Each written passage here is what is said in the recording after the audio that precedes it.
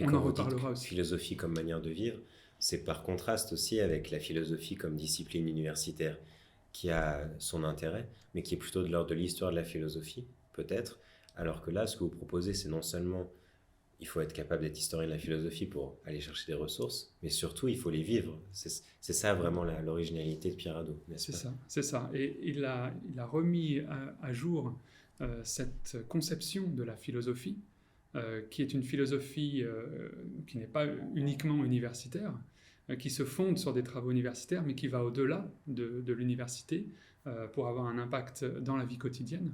Et cette idée-là, il l'a trouvée chez les anciens philosophes, les philosophes antiques, puisque pour eux, justement, c'était une évidence que la philosophie n'était pas seulement un discours, mais un discours qu'il fallait mettre en pratique, qu'un discours vécu, une philosophie vécue.